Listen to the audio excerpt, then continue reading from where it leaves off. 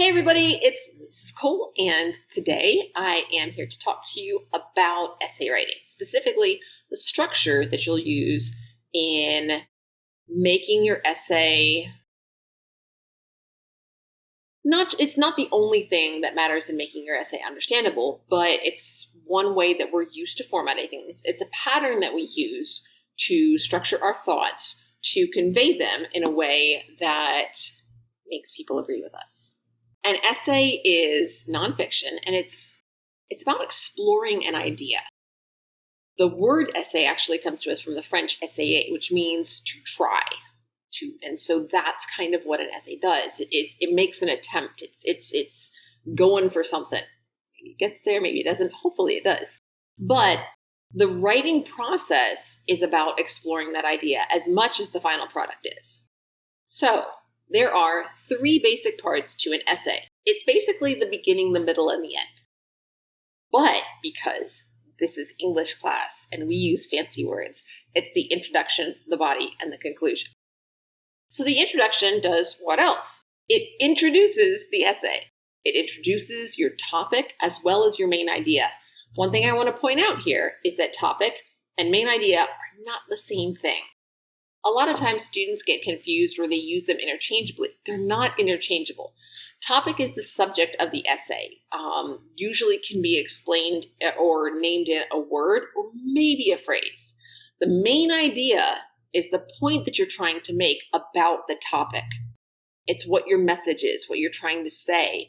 It is going to be unique to you and to your essay, or at least it should be. The main idea should be something not necessarily about you, but that conveys an idea that needs to be explained or justified. In the introduction, you're going to introduce this topic as well as your main idea. I kind of think of it as looking to the past.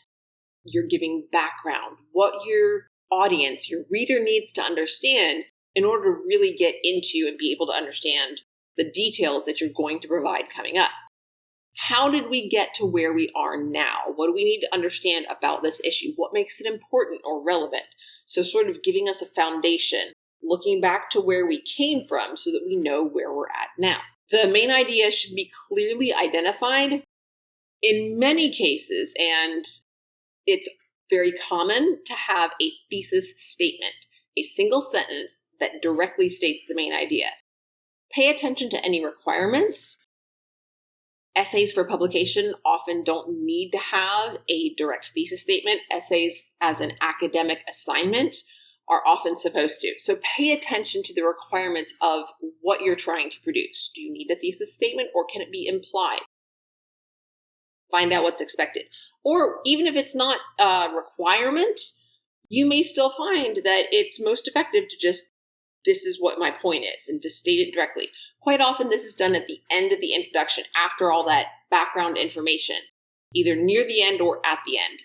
It can be effective to start right off with your thesis, but it's also very likely to be jarring, which is why it's more common and often more effective to start out with this introduction to pull your reader in with something that they're a little bit familiar with, discussing the topic, and then moving to what it is that you want to convey about your topic. The body is the main section of your essay. This is where your information goes, your evidence, your description, your detail, all that good stuff. But that's not the only thing that you need to have in the body. You also need to connect your evidence back to your thesis. You need to explain its relevance and significance. How does it prove that your thesis, that your idea is right? So you have evidence and explanation throughout the body. You want to make sure that you don't pack too much into a single paragraph, or that you don't go back and repeat something that you've already said and use different words. This is sort of off-putting for a reader who's paying attention because it makes it sound like you don't think that they're paying attention, or that you think that they're stupid, and that doesn't win you any favors. So the general rule of thumb is 1 point per paragraph. So as you're thinking about what your main idea is in your thesis, think about how many supporting points that you have, how many reasons or how many factors there are that help to prove that your thesis is correct. Each one of those should be explored in its own body paragraph. This means you might not have 3 body paragraphs, which means you might not have a 5-paragraph essay. Unless the assignment says otherwise, that's okay. If the assignment says you're supposed to have a 5-paragraph essay, then guess what? You're supposed to have a 5-paragraph essay. Pretty straightforward. The body of the essay, however, should be the bulk of the essay. Again, this is because this is where your evidence is. This is where your reasoning is. This is where the thinking goes on. And that's what you want to show to your audience, to your readers. So just as the introduction looked to the past, the body paragraphs look at this is what we have now. This is the information that we currently have access to.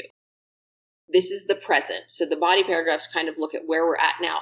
Even if it's something that reflects historically, you're still looking at this is the historical information that we currently know. And then if somebody writes an essay about the same topic years from now, their body paragraphs, the information that they have access to, will hopefully have more to it, that they will have more information available to them in the future. As much as possible, you want to be vivid and precise with your language. If you're using anecdotes, stories that illustrate your ideas, give details that make them come to life. If you're giving data, be as precise as you possibly can. This helps to give your readers an idea of what information is available and what's not. Sometimes there are things that we don't know, and that's okay. It's important to acknowledge that as well. Finally, your conclusion. This is where, after you get done watching this, you may want to go back and look at my clunkers video. Please, unless you're in elementary school, don't start your conclusion with, in conclusion, like, guys, I read a lot of essays. I can tell it's your conclusion because, like, there's nothing underneath it. That's it. That's where it ends. I know, okay? Or, in this essay, I have shown, don't write about your writing. Don't write about your writing in the essay, the first reason I will tell you, don't do it. I've already done a video about this, so I'm going to try not to dwell on that too much, but don't write about your topic, write about your main idea, not about your writing, unless it's about your writing. So those are things that take me away from the essay. In your conclusion, what I want you to explore is why it matters. So what? You've given us all this information. What do we do with it? Where do we go from here? Why does this matter? What have you learned from this? What have we learned from this? We've learned this information, but what does that show us? Now what? Okay? So just like the introduction looked to the past and the body paragraphs look at what we have now, if this is what we have now, what does the future hold based on that? Is it good? Is it bad? Maybe it depends on what we do. Quite often, a conclusion will include what's called a call to action. Now that you have this information, you should do this. Tell the reader to do something. It's a great way to finish up by getting them involved in, hopefully, something that you care about, something you believe in.